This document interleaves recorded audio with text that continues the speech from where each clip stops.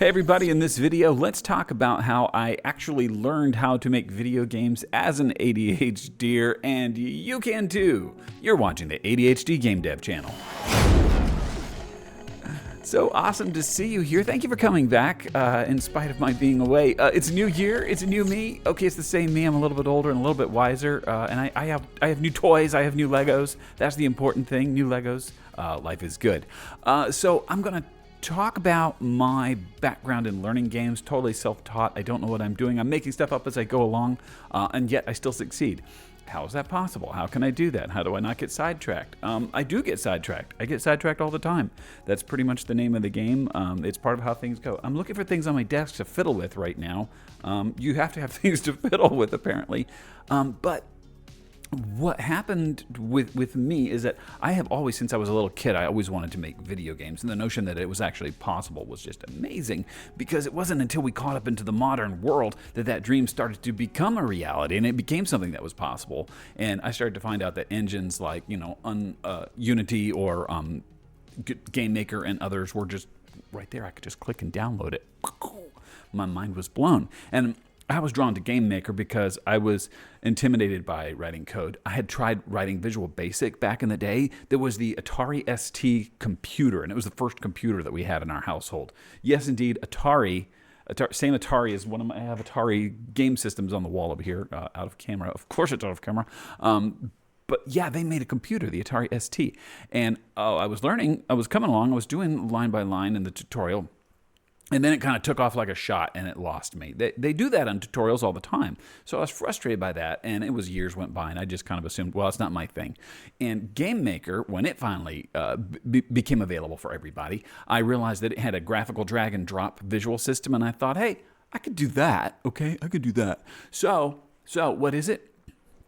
What's the takeaway? What's the lesson? Is to accept the parts that you think is like, well, that's not me, and then find out what is you. Try to take a little baby step about what is you. If I say the tutorials in the Visual Basic was confusing to me and I got lost, I probably misjudged that as saying I can't write code. But I did find a way forward, didn't I? With the graphical drag and drop. Okay, bit by bit by bit, I was doing that. And what I started to do in that is to just take blocks and start replacing them with code, because you can do that in Game Maker. You can take a visual graphical block and say, well, just put a script into it instead, or a line of code. So it's, okay, put in a line of code, play it, see if it breaks. It doesn't break. And that's how I would make games all the time. Put something in, play it, did it break? Okay, fix it. And I'm reading the error logs, and I'm going to forums were a big deal, and I'm Googling the heck out of things, all right? It took me years learning, and I would do a tutorial, and I would do it, and I repeat the same pattern when I got into Godot about this time last year in 2025. I would repeat the same pattern of, I'm going to do a tutorial, okay? And I try to do a tutorial just to get my feet wet and kind of get into it. Listen, I know how it is, and you're doing the same thing, or else you wouldn't be here listening to me prattle on. You get halfway through a tutorial, and you get weird, you get spaced out. Last year was my second attempt to learn Godot, all right? I tried just sitting down and just say, I'm going to watch a tutorial start to finish. And what happened is I couldn't do it. I couldn't sit through. I was getting frustrated because I couldn't absorb all the information. And I thought it was like some sort of a personal failing that the info wouldn't go into my brain. I had a video, the watermelon funnel, and it feels like cramming information through a watermelon. It's a watermelon through a funnel. It's like, I can't do it. But to realize that maybe we're just wired differently, and to, again, same pattern, is to accept, okay, maybe there's a lesson here, and maybe it's the wrong lesson. So what is the path forward? What is the baby step? What can we do? All right. I think incorrectly that maybe I just can't learn that way, when in fact what I needed to do was to do hands-on trial and error. Same thing I did with Game Maker. I just told you, didn't I? Drop in a block and hit play. Did it break? I don't know.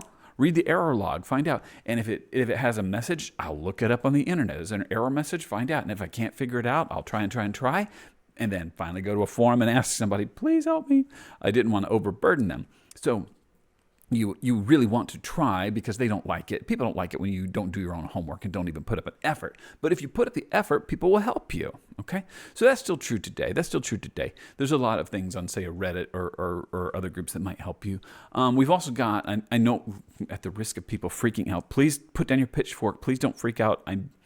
You have no idea how many times I'm like, I'm not even going to talk about it. Just bear with me. Yes, I've tried AI tools, okay? Love them or not, like them or not, think they're the cat's pajamas, think they're going to kill the whole world. I didn't make them, and I can't put the genie back into the bottle, and they exist. And I'm a big believer in being a pragmatist and practical and use the tools that are available to you. So yes, I'm an all of the above kind of a person. So I'm asking AI if it knows things, and it's kind of a fancy Google search. As far as I can tell right now, my method of learning Game Maker, a whole lot of Google searching, is kind of broken now, and it's Google's fault. They're more interested in trying to sell you something than to try to actually give you information that you searched. Or it'll give you something like, hey, Google, can you give me an answer to this question? Or literally anything else that you feel like. Okay, I can't learn that way. I can't do that way. I can do half a tutorial to get the lay of the land and to figure out how things go. Then I can start doing hands-on practice. Then I can go to doing Google search or asking an AI or anything it takes to get the answers. And if I can find the answer on a forum or even snippets of code that people have gotten, we'll use that. So when people tell you, oh, well, just start. Well, it's really hard to start when you don't know where to start. So doing at least some tutorials or half a tutorial as much as you can, and then pairing that with practical hands-on trial and error is really the way to go. You'll find out how much you don't know really fast. That's why people get stuck in tutorial hell, as they call it. They've done 50 tutorials and they haven't learned anything because they're just copying and pasting what somebody else told them. Same problem if you just rely entirely on, a chat GPT or a Cursor or an AI tool to write everything for you. You can't do that. You've got to engage your brain with it. You got to take the snippets of anything that you've gotten, modify it, and see where you get an error. Now, with Unity and also Godot, they're going to have a lot of live code completion or correction, and they'll freak out and say the entire thing's wrong, it's all on fire, everything's wrong. You go, semicolon. Oh, sorry, it's all fixed. I found that Game Maker was a lot more forgiving in its code. It's probably a little too forgiving, but it's really, really good on code completion. So when I was trying to learn how to code, there wasn't any AI tools to ask. I had to read the manual or I had to ask on a chat. But the other thing that you could do is just type in something, and I know I'm dealing with a collision. So if I just write if COL, it'll do code completion and go, if collision what? And I'd say all the possible collisions I might be talking about, and I would learn just by reading through the code completion. All right, collision circle. I didn't even know there was a collision circle. Collision rectangle. Okay, fill in XYZ or XY, from point A to point B is your collision. Okay, I could do that. Trial and error over and over and over again. So I think that the way that I have learned is to do hands-on, some tutorials, trial and error, and once I've got a little bit more information, I might go back and watch some tutorials, and once I've got this information in my brain, I've got something to connect to. And that's why just watching the tutorials wasn't working for me. It wasn't that I was, see when I said I might have analyzed the problem wrong, it wasn't that I can't learn from tutorials. It's because I can't watch a Godot tutorial start to finish. Having never opened Godot, I don't know what you're talking about. I don't have a framework to layer on when you're saying click this and I'm doing that and here's that, and I'm like, I don't know what you're talking about. But if I get in there and poke around at the engine and tell myself I'm not going to break anything, I'm not going to mess it up, worst thing that could possibly happen is I hit play and I get an error instead of a game. Okay, to accept that process flow and to do a little bit of a baby step trial and error just to make something work and get a result, that allows me to go back and watch a tutorial and it make more sense to me. I can't talk to you about, hey, what's the best approach to making a character move? Is it on, for example, in Game Maker, I would have a horizontal speed modifier and a +1 or -1 or 0. So if it's greater than 1, it's moving right. It's less than 1, it's moving left. That doesn't mean anything. I'm just saying words over here, and it's, in one ear and out the other. You don't understand it because you didn't do it. But if you get your hands into actually making a game and trying something and writing something and seeing what happens, copying and pasting somebody else's code that they've shared on the internet, people do that all the time in the forums. They're like, hey, try this, try that, try the other thing, or from a tutorial, and then modify it and see what happens. You'll start to get a result, and the result might be an error code. You can read an error code and you can search for what the heck the error means, and you've learned something. So bit by bit, I start to learn and I get better at it, but it is a lot of trial and error, and it is working with myself instead of seeing myself as the problem. I think that's a message that I'm shaking a pen at you. It's actually not a pen, it's a Wacom tablet. It's not even a real pen. That is a lesson that I've been trying to learn, and I've been telling you that I'm learning it over and over and over again, that it is to say, you're not the problem. You can't possibly be the problem. You're the one making the game, so you can't be the problem. You've got to be the solution. If you were the problem, there wouldn't be a game at all. You're not the problem. You're the one who's making a game. If there's a problem, it's an error code that you didn't understand. And by the way, not for nothing, game development is complicated. If it was easy, everybody would be doing it. As a matter of fact, everybody wants to do it. They all wish they could do it, but they can't because they get in there and they find that it's complicated and you have to learn how to think.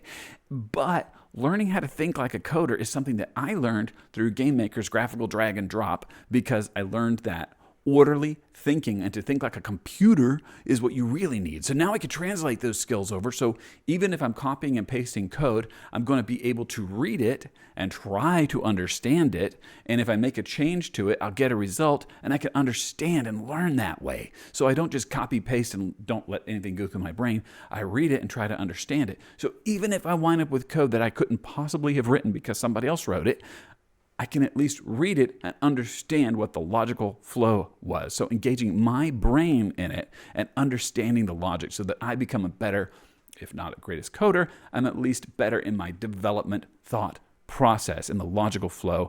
I become part of a game dev operation where I'm more of a director. I'm like, I don't understand all the code, but I'm using it. I'm using it, I'm modifying it, I'm changing it, I'm mixing, I'm matching, I'm borrowing from other parts, and bit by bit, I start to actually understand what I'm doing. I hope that helps you. If you have questions, if you have comments, leave them down below. I will get back to you. YouTube is pretty bad about its interaction system, so I don't think it'll give you an alert that I replied, so you might have to come back and see the video again. I'll get more clicks that way, and I won't be mad. Engagement really helps, and I appreciate you. Hey, I hope that you have a New Year's resolution that's going to help you to continue being as good as you were last year, if not better. Yes, I hope that you'll be awesome. See you soon. Bye.